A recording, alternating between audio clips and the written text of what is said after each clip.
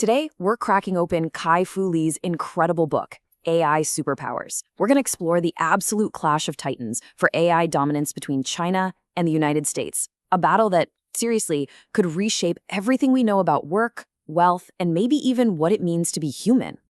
So let's set the scene, because our story kicks off at this one incredibly dramatic moment. We're in China. The world's greatest player of Go, this ancient, unbelievably complex game, is in the middle of a match, but his opponent isn't a person. It's AlphaGo, Google's artificial intelligence. For 3 grueling matches, the champion, Qi tried everything. He played defensively, he played aggressively, he made moves nobody could have predicted, but it didn't matter. AlphaGo wasn't just winning, it was disassembling him, piece by piece. And in that moment of defeat, the whole world got a front row seat to the raw, human emotion of our best facing a totally new kind of intelligence. Now, for China, watching their champion fall like that was way more than just losing a game. It was a national shock to the system. Kai-Fu Lee calls this China's Sputnik moment, that single event that lit a fire under the entire country, launching a government-backed mission to not just play catch-up in AI, but to lead the entire world. And you might be thinking, wait, haven't we seen this movie before? You know, like when IBM's Deep Blue beat Garry Kasparov in chess? But that was different. Deep Blue was all about brute force computing, powerful, but its tech didn't really go much further. AlphaGo, on the other hand, was powered by deep learning, and that is a technology that's ready to be plugged into, well, almost everything. This time, the game really had changed for good. So if you really want to understand this AI race, you have to get the 2 completely different worlds that are competing. Lee frames it perfectly as a clash between gladiators and missionaries. In one corner, you've got Silicon Valley, home of the missionaries. They're the idealists, the ones who talk about a mission to change the world. And for them, copying someone else's idea is basically the ultimate sin.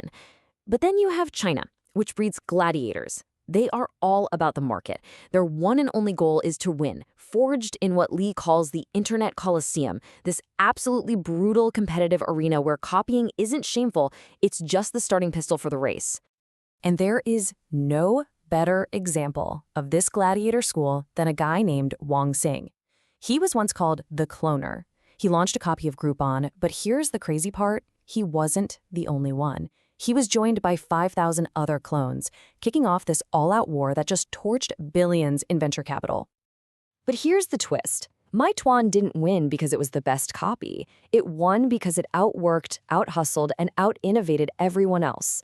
Wang was obsessed with perfect execution and smart business tweaks, not just throwing money at the problem. He proved he wasn't just a cloner, he was a gladiator who had mastered the Colosseum and walked out a champion. And it turns out that this gladiator mindset, this trial-by-fire approach, is the perfect weapon for the next stage of AI, an age that runs on one thing above all else, data. Okay, so Lee's central argument here is that we've moved on. We're out of the age of discovery, which was led by a handful of genius researchers, and we're now deep in the age of implementation. The groundbreaking science is mostly done. The new race is all about applying AI in the real world, and that is a game tailor-made for these gladiator entrepreneurs.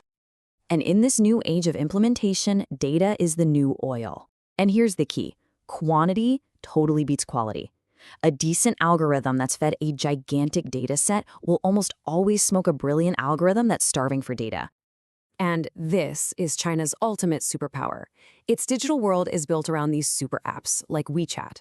I mean, imagine using one single app to text your friends, order dinner, pay your taxes, and even book a doctor's appointment. That ecosystem creates this unbelievable fire hose of real-world data to train AI on. And the money involved? It is just staggering. Forecast from PwC predicts that by 2030, China is set to capture $7 trillion in economic value from AI.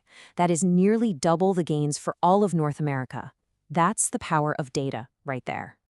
But right here, the book takes a sharp turn. Lee argues that if we only focus on this geopolitical horse race, US versus China, we completely miss the real story. And that story is the massive human crisis that AI is about to trigger for all of us. So what is the actual threat we should be losing sleep over?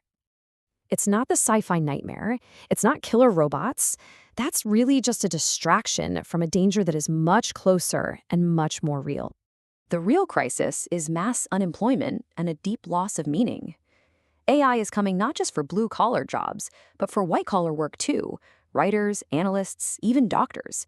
And that could leave millions and millions of people feeling totally adrift, without a purpose.